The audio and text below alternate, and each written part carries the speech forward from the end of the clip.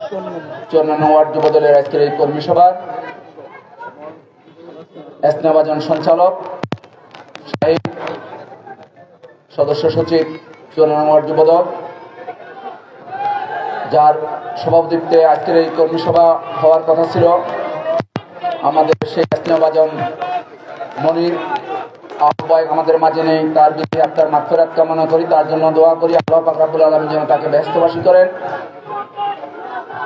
আমাদের মাঝে উপস্থিত আছেন জাতীয়তাবাদী যুবদল ঢাকা মহানগর দক্ষিণের বিপ্লবী সদস্য সচিব রাজপথ থেকে বেড়ে ওঠা নেতৃত্ব, যার অক্লান্ত পরিশ্রম, যার মেধা এবং প্রজ্ঞার কারণে জাতীয়তাবাদী যুবদল রাজপথে ইস্পাত কঠিন আন্দোলন গড়ে তুলেছিল, যিনি সাবেক সফল ছাত্রনেতা, জাতীয়তাবাদী ছাত্রদল ঢাকা মহানগর পূর্ব ছাত্রদলের সাবেক সফল প্রতিষ্ঠাকালীন সাংগঠনিক সম্পাদক, যার দূরদর্শী নেতৃত্ব, যার বিচক্ষণতার কারণে এই খুনি আন্দোলনকে বেগবান করে রাজপথে হাসিনার বিরুদ্ধে লড়াই করে যিনি খুনি হাসিনার পতনকে নিশ্চিত করে বিজয় ছিনিয়ে ঘরে ফিরেছেন, সেই প্রিয় সহযোদ্ধা জাতীয়তাবাদী যুবদল ঢাকা মহানগর দক্ষিণের বিপ্লবী সদস্য সচিব জনাব রবিউল ইসলাম নয়ন। উপস্থিত আছেন জাতীয়তাবাদী যুবদল ঢাকা মহানগর দক্ষিণের অন্যতম যুগ্ম আহ্বায়ক, সাবেক সফল ছাত্রনেতা, জাতীয়তাবাদী ছাত্রদল ঢাকা মহানগর দক্ষিণের বিপ্লবী সাবেক সফল ছাত্রদল বিপ্লবী সাধারণ সম্পাদক, যুবদল ঢাকা দক্ষিণের অন্যতম যুগ্ম আহ্বায়ক জনাব এম এ গাপ্পার। উপস্থিত আছেন মতিঝিল থানা যুবদলের সাবেক সফল সভাপতি, ঢাকা মহানগর দক্ষিণ যুবদলের বিপ্লবী যুগ্ম আহ্বায়ক জনাব ইকবাল হোসেন বাবলু।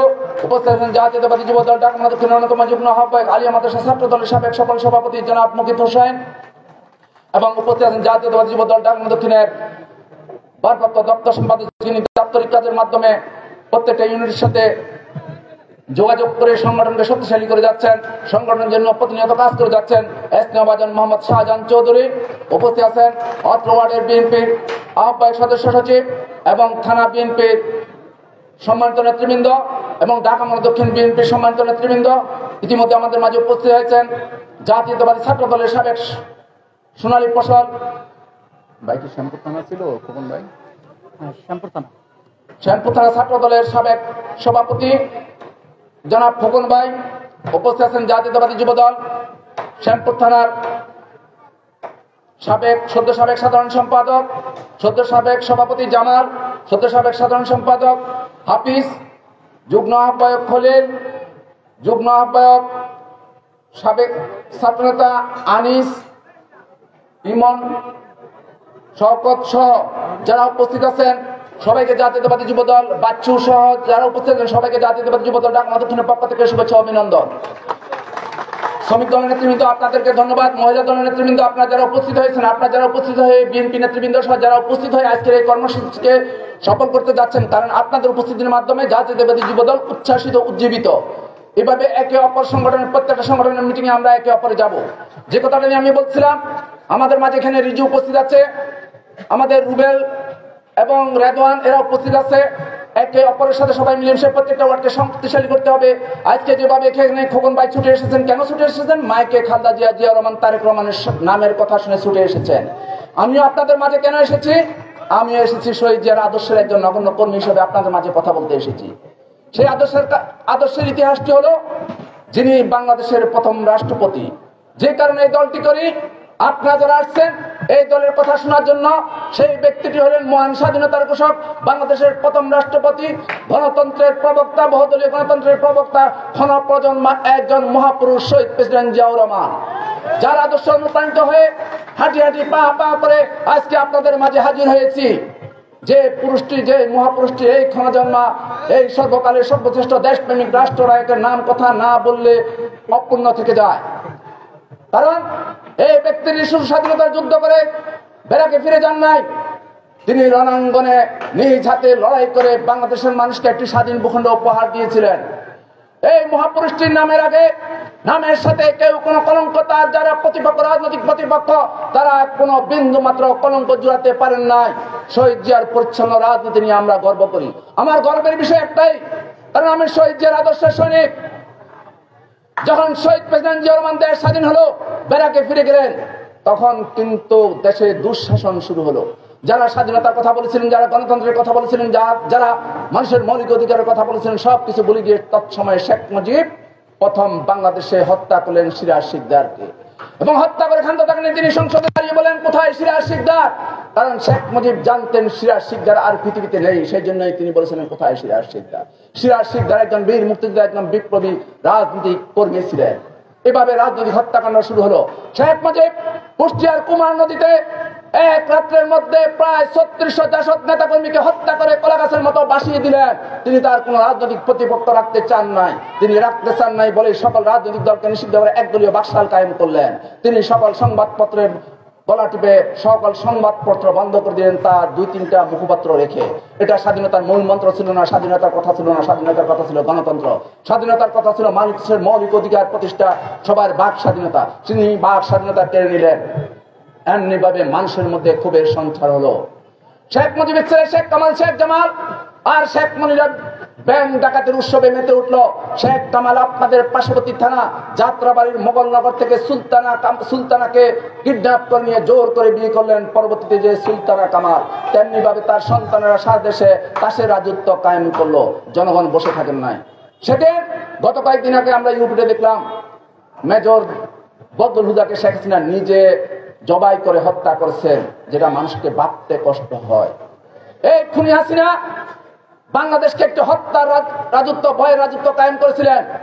আর সেদিন শেখ মুজিবের ছেলেরা এইসব অপকর্মের কারণে এই দেশের জনগণ ফুঁসে উঠেছিল, সেনাবাহিনী ফুঁসে উঠেছিল। ফুঁসে উঠার কারণে জাতির শ্রেষ্ঠ সন্তানেরা নেতৃত্ব দিয়ে 75 সালের 15ই আগস্ট ঘটিয়েছিল, যেটা জনগণের প্রত্যাশা ছিল। জনগণ সেদিন প্রত্যাশা ছিল এই ফেরাউনের দুঃশাসন থেকে মুক্তির জন্য। আল্লাহর রহমতে সেদিন এই জাতির শ্রেষ্ঠ সন্তান ফারুক রশিদ, এদের নেতৃত্বে, ডালিমদের নেতৃত্বে বাংলাদেশের মানুষ মুক্তি পেয়েছিল। পরবর্তীতে জনগণের ইচ্ছার কারণে জিয়াউর রহমানকে সিপাহী বিপ্লবের মাধ্যমে আবার রাষ্ট্র ক্ষমতার দায়িত্ব দেওয়া হলো মাত্র 3 বছর। কি এমন ক্যাসমেটিক জাদু ছিল জিয়াউর রহমানের মধ্যে? তিনি সারা বাংলাদেশে ঘুরিয়ে বেরিয়েলেন। রূপসা থেকে পাতুরিয়া, টেকনাফ থেকে তেতুলিয়া চলে গেলেন। তিনি এদেশের মানুষের ঘরে ঘরে পৌঁছে গেলেন, মানুষের হৃদয় জয় করলেন, মন জয় করলেন। যে কারণে খুনি হাসিনা বইয়ের পাতা থেকে জিয়াউর রহমানের নাম মুছে দিল স্বাধীনতার ঘোষক থেকে। এই খুনি হাসিনা জিয়াউর রহমানের নামের পাশে বীর উত্তম খেতাবটি কেড়ে নিয়েছিল, কিন্তু মানুষের হৃদয় থেকে জিয়াউর রহমানের নাম মুছে দিতে পারে নাই, কেড়ে নিতে পারে না। আর সেই জন্য আজও বাংলাদেশে অপ্রতিদ্বন্দ্বী সবচেয়ে জনপ্রিয় নেতা হলেন শহীদ প্রেসিডেন্ট জিয়াউর রহমান। এই জিয়াউর রহমান সারা বাংলাদেশ ঘুরে বেরিয়েছেন। তিনি আজকে যা দেখতেছেন আধুনিকতা, বাংলাদেশের আত্মমর্যাদা নিয়ে বাংলাদেশ দাঁড়ানোর সবকিছু জিয়াউর রহমানের সৃষ্টি। তিনি প্রত্যন্ত অঞ্চলে গিয়েছিলেন, রংপুরে গেছেন, বগুড়াতে গেছেন, দিনাজপুরে গেছেন। সেখানে বাড়ির আঙ্গিনা গিয়ে মানুষের বয়স্ক মহিলাদের কাছে দাঁড়িয়ে বলেছেন, আপনার বাড়ির আঙ্গিনা খালি কেন? আপনি আমাকে কি খেতে দেবেন? তখন বলছিল, আমাদের কাছে কিছু নাই। কেন আপনার কিছু নাই? আপনার এত বড় বাড়ির আঙ্গিনা, এখানে তো আপনি ফল, শাক, সবজি, মুরগি, হাঁস খামার করতে পারেন, কেন করেন নাই? বাড়ির পিছনে আপনার মজা পুকুরে কেন কোনো কিছু চাষ করেন নাই? জিয়াউর রহমান এভাবে প্রত্যেকটা গ্রাম থেকে গ্রামে হেঁটে হেঁটে মানুষকে উৎসাহিত করেছেন, বলছেন মজা পুকুরে মাছের চাষ করো, বাড়ির আঙ্গিনে হাঁস মুরগি পালন করো, তাহলে দুপুরে আমি খেতে চেয়েছিলাম একটা ডিম বাজি করে আমাকে খেতে দিতে পারতে। শাক সবজি চাষ করো। খাল খননের মাধ্যমে বাংলাদেশের খাদ্যে স্বয়ংসম্পূর্ণ করেছিলেন। এবং তৎসময় জিয়াউর রহমানের সময় বাংলাদেশ থেকে চাউল রপ্তানি হয়েছিল গিনিতে। আজকে আমরা সারা বিশ্ব থেকে চাউল আমরা আমদানি করি, তৎসময় বাংলাদেশ থেকে রপ্তানি হয়েছিল। এভাবে জিয়াউর রহমান বাংলাদেশটাকে ভালোবেসে বাংলাদেশকে আত্মমর্যাদাশীল স্বয়ংসম্পূর্ণ আধুনিক রাষ্ট্রে পরিণত করেছিলেন। সেজন্য এদেশের মানুষ জিয়াউর রহমানকে সম্মানার্থে তার হৃদয়ে লিখে রেখেছে। আর জিয়াউর রহমানের এই প্রবহমান রক্তের মধ্য থেকে উত্তরাধিকার থেকে যখন দেশি বিদেশি ষড়যন্ত্রের মাধ্যমে জিয়াউর রহমানকে শাহাদাত বরণ করতে হলো, তারপরে হাল ধরলেন আমার আদর্শের জননী, যাকে নিয়ে গর্ব করি, যার কারণে এই দলটাকে ভালোবাসে, শত নির্যাতনের পর আমরা সবাই জাতীয়তাবাদী দল করি। তিনি আদর্শের জননী বেগম খালেদা জিয়া, বাংলাদেশের প্রথম নারী প্রধানমন্ত্রী। বেগম খালেদা জিয়া আবার লড়াই শুরু করলেন জিয়াউর রহমানের শাহাদাত বরণের পরে। তিনি গৃহবধূ থেকে রাজপথে নেমে আসলেন, স্কুলের বারান্দায় স্নেহের সন্তানদেরকে রেখে আসলেন। তিনি গণতন্ত্রের জন্য লড়াই শুরু করলেন, স্বৈরাচারের বিরুদ্ধে, দুঃশাসনের বিরুদ্ধে লড়াই করে স্বৈরাচারী এরশাদের পতন করলেন। স্বৈরাচারের ধ্বংসস্তূপের উপর তিনি গণতন্ত্রের পতাকা উড়ালেন, বাংলাদেশের জনগণকে সংসদীয় গণতন্ত্র উপহার দিলেন। এটাই জিয়া পরিবার। তিনি সেখান থেকে বাংলাদেশকে তলাবিহীন জুড়ি থেকে ইমার্জিং টাইগারে রূপান্তরিত করলেন বেগম খালেদা জিয়া। বেগম খালেদা জিয়ার সময় এদেশে বিনা অবৈতনিক, বিনা বেতনে, বিনা টাকা ছাড়া বই বিতরণ শুরু হলো। মেয়েদেরকে 8ম শ্রেণী পর্যন্ত প্রথমে অবৈতনিক সিস্টেম চালু করলেন, পরবর্তীতে 10ম শ্রেণী এবং দ্বাদশ শ্রেণী পর্যন্ত অবৈতনিক মেয়েদের শিক্ষার ব্যবস্থা করে দিলেন বেগম খালেদা জিয়া। বেগম খালেদা জিয়ার সময় যুগান্তকারী সিদ্ধান্ত নেওয়া হলো যে খাদ্যের বিনিময়ে শিক্ষা। আমরা আগে শুনেছিলাম খাদ্যের বিনিময়ে কাজ, আর বেগম খালেদা জিয়া শিশুদেরকে স্কুলে যাওয়ার উৎসাহিত করার জন্য খাদ্যের বিনিময়ে শিক্ষার ব্যবস্থা চালু করলেন। তেমনি ভাবে বেগম খালেদা জিয়া মুক্তিযোদ্ধা মন্ত্রণালয় গঠন করলেন। এই দেশকে ভালোবাসে বেগম খালেদা জিয়াউর রহমান, ওনারা ভালোবাসা ওনাদের দরদ আছে। সেজন্য বেগম খালেদা জিয়া বলছিলেন, আমাদের 2012 সালে আমাদের কাউন্সিলের সময় নানান মানুষ নানান পথ, দেশ বাঁচাতে আমরা ঐক্যমত। বেগম খালেদা জিয়া শত নির্যাতনের পরে মিথ্যা মামলা দিয়ে দীর্ঘ 6 বছর কারাগারে রাখার পরেও বিভিন্ন প্রস্তাব দেওয়া হয়েছিল আপোষ করার জন্য। আমার নেত্রী কোনো আপোষ করেন নাই। এই বোর্ড চোর মাফিয়া সরকারের কাছে তিনি আপোষ করেন নাই বলেই তিনি আপোষহীন দেশনেত্রী। অন্য কারো নামের সাথে আপোষহীন নামটা সংযুক্ত হয় না, কেবলমাত্র বেগম খালেদা জিয়ার নামের আগেই আপোষহীন লেখা যায়, অন্য কারো নামের সাথে না। যারা দালালি করে, যারা ষড়যন্ত্র করে, ভোট চুরি করে জনগণের অধিকার কেড়ে নেওয়া যায়, তাদেরকে বেগম খালেদা জিয়া তাদের সাথে এক মুহূর্তের জন্য আপোষ করেন না। এই কারণে এই দল করি, এই কারণেই বেগম খালেদা জিয়াকে এত ভালোবাসি, এদেশের মানুষ ভালোবাসে। যার রক্ত, যার শরীরের মধ্যে শহীদ জিয়ার আদর্শের রক্ত প্রবাহিত, যার শরীরের মধ্যে আপোষহীন দেশনেত্রীর রক্ত প্রবাহিত, তিনি হলেন বিএনপির ভারপ্রাপ্ত চেয়ারম্যান জনাব তারেক রহমান। কারণ গণতন্ত্রের গড় থেকে গণতন্ত্রের জন্ম হয়, আর বাকশালের গড় থেকে বাকশালের জন্ম হয়। এই খুনি শেখ মুজিব বাংলাদেশে বাকশাল কায়েম করেছিলেন সকল রাজনৈতিক দলকে নিষিদ্ধ করে। তার গড় থেকে এই বোর্ড চোর মাফিয়া খুনি হাসিনার জন্ম হয়েছিল, যিনি অগস্ট বাকশাল কায়েম করেছিলেন। আর বহুদলীয় গণতন্ত্রের প্রবক্তা শহীদ প্রেসিডেন্ট জিয়াউর রহমানের গড় থেকে একজন গণতন্ত্রের স্বেচ্ছাকর্মী সৃষ্টি হয়েছিলেন, তার নাম তারেক রহমান। তিনি শহীদ জিয়ার জ্যেষ্ঠ সন্তান, বেগম খালেদা জিয়ার জ্যেষ্ঠ সন্তান। শহীদ প্রেসিডেন্ট জিয়াউর রহমান বাংলাদেশে বহুদলীয় গণতন্ত্র প্রবর্তন করেছিলেন, খুনি হাসিনাকে রাজনীতি করার অধিকার দিয়েছিলেন জিয়াউর রহমান। আর বেগম খালেদা জিয়ার গণতন্ত্রের জন্য লড়াই করতে করতে আজকে আপোষহীন দেশের নেত্রী mother of democracy Begum Khaleda Zia উপাধিতে ভূষিত। আর সেই জন্য এই তারেক রহমান পিতা মাতার পদাঙ্কন অনুসরণ করে গণতন্ত্রের জন্য লড়াই শুরু করলেন। সুদূর প্রবাসে বসে তিনি এদেশের জনগণকে কথা দিলেন, আমি বাংলাদেশে আর দিনের ভোট রাতে হতে দেব না, আমি বাংলাদেশে আপনাদের ভোটের অধিকার ফিরিয়ে দেব, আমি আপনাদের মৌলিক অধিকারগুলো ফিরিয়ে দেব। যে অধিকার থেকে আমার মাতা বঞ্চিত হয়েছে, চিকিৎসা থেকে, অন্ন বস্ত্র বাসস্থান আর চিকিৎসা হলো আমার নাগরিক অধিকার, সেই অধিকার থেকে আমার আদর্শের জননী বেগম খালেদা জিয়াকে বঞ্চিত করা হয়েছিল। চিকিৎসার অধিকার থেকে বঞ্চিত করা হয়েছিল। প্রিয় নেতা, প্রিয় ভাই আরাফাত রহমান কোকাকে, তাকেও সুচিকিৎসা দিতে দেওয়া হয় না। আজকে তারেক রহমানের কথার প্রতি, তার কমিটমেন্টের প্রতি এদেশের জনগণ আস্থা বিশ্বাস রেখে জুলাই আগস্টের গণ অভ্যুত্থানে অংশগ্রহণ করে তারেক রহমান নেতৃত্বে এই অভ্যুত্থান সংগঠিত ছিল। এই অভ্যুত্থানের মহানায়ক ছিলেন তারেক রহমান। তাই আমরা বলবো, এই কারণে এই দলটা করি, এই কারণে এত গর্ববোধ করি, অন্য কারো গর্ব করার কোনো জায়গায় নয়।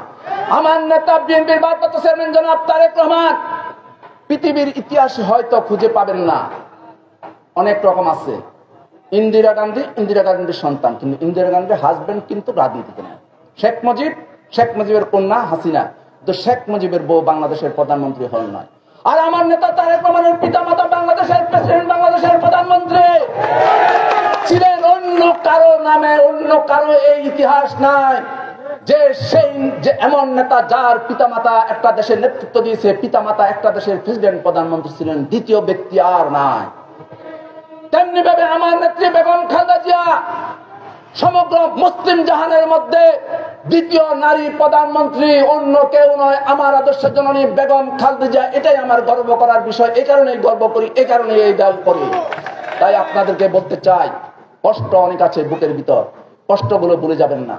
এখন বড় সমাবেশ করতেছেন, অনেক কর্মী আসতেছে, কিন্তু কষ্টগুলো ভুলে যাবে না। এই আপনাদের নেতা, যুবদলের কর্মী, যুবদলের থানা যুগ্ম আহ্বায়ক শাহনেওয়াজ বিনা চিকিৎসায় মৃত্যুর সাথে লড়াই করে চলে যেতে হয়েছিল। কারণ বিভিন্ন জায়গায় পালিয়ে লুকিয়ে থাকতে হতো, শরীরের কি অবস্থা খোঁজ খবর নিতে পারেন নাই, মেডিকেলে যাইয়ে চিকিৎসা করতে পারেন নাই, মেডিকেলে গিয়ে টেস্ট করতে পারেন নাই, শরীরের ভিতর কোন রোগ বাসা বেঁধে আছে। শাহনেওয়াজের প্রতি আমাদের হৃদয়ের গভীর থেকে শ্রদ্ধা থাকলো। তেমনি ভাবে বলতে চাই, আমার প্রিয় নেতা বিএনপির ভারপ্রাপ্ত চেয়ারম্যান, সাংগঠনিক অভিভাবক জনাব তারেক রহমান তিনি তার আপন ছোট ভাইয়ের জানাজায় অংশগ্রহণ করতে পারেন না এই খুনি হাসিনার কারণে। ভারপ্রাপ্ত চেয়ারম্যান জনাব তারেক রহমান, বেগম খালেদা জিয়ার কি অপরাধ ছিল? 40 বছরের স্মৃতি বিজড়িত বাড়ি থেকে তাদের উচ্ছেদ করা হয়েছিল, বের করে দেওয়া হয়েছিল। আল্লাহর গজব, আল্লাহর লীলা খেলা। জনগণ এই খুনি হাসিনাকে বাংলাদেশ থেকে বের করে দিয়েছে, বাংলাদেশ থেকে উচ্ছেদ করেছে। বুঝতে হবে আপনাদেরকে, রাখে আল্লাহ মারে কে, রাখে আল্লাহ মারে কে। হাসিনা অনেক বড় বড় কথা বলতেন, অনেক বড়াই করেছিলেন, অনেক টিটকারি করে কথা বলছিলেন রাষ্ট্রের সর্বোচ্চ জায়গায় থেকে। পতনের 2 দিন আগে বলেছিলেন যে শেখের বেটি নাকি পালায় না। কে পালিয়ে গেল? কে পালিয়ে গেল? না, আমি বলবো হাসিনা ঠিকই বলছে, শেখের বেটি পালায় না। বাংলাদেশ থেকে পালিয়ে গেছে একজন বোট চোর, বাপিয়া যারার সন্তান বাংলাদেশ থেকে সেদিন পালিয়ে গিয়েছে, যার আর বাংলাদেশের রাজনীতিতে বাংলাদেশের মাটিতে ফিরে আসার কোনো সুযোগ নাই। কিন্তু আমরা চাই হাসিনা তুমি ফিরে আসো, তোমাকে 1 লক্ষ বার ফাঁসির মঞ্চে ঝুলানো হবে, তোমার লাশের উপর জুতা নিক্ষেপ করা হবে, যেমনি ভাবে জাতির বীর শ্রেষ্ঠ সন্তানদের লাশে জুতা নিক্ষেপ করছো, থুতু নিক্ষেপ করছো, তোমার লাশে থুতু দেওয়া হবে, তোমার লাশে জুতা নিক্ষেপ করা হবে। আমরা অল্প কষ্ট থেকে কথাগুলা বলতেছি না। অনেক সহযোদ্ধা এই স্টেজে এই সমাবেশগুলোতে থাকার কথা ছিল, আজকে তারা নাই। তাদেরকে গুম করেছে এই খুনি হাসিনা 17 বছরে। ইলিয়াস আলীকে গুম করেছে, সদরি আলমকে গুম করেছে, সূত্রাপুরের ছাত্র দলের সভাপতি সেলিম রাজা পিন্টুকে গুম করেছে, সূত্রাপুরের ছাত্র দলের সাংগঠনিক সম্পাদক সম্রাটকে গুম করেছে। এমনি ভাবে ঢাকা শহরে হাজার হাজার শত শত নেতাকর্মীকে গুম করেছে, যাদেরকে আমরা আজও ফিরে পাই নাই। সেজন্যই হাসিনার বিচার করতে হবে। শুধুমাত্র হাসিনা নয়, হাসিনার দোষর যারা ছিল, উচ্ছিষ্টভোগী যারা ছিল, সবাইকে বিচারের আওতায় আনতে হবে। সেদিনে আমাদের আন্দোলন থামবে, তার আগে আমাদের আন্দোলন থামবে না। শেষ বক্তব্য এটা, দ্রুত সময়ের মধ্যে দেশের জনগণ নির্বাচন চায়। কারণ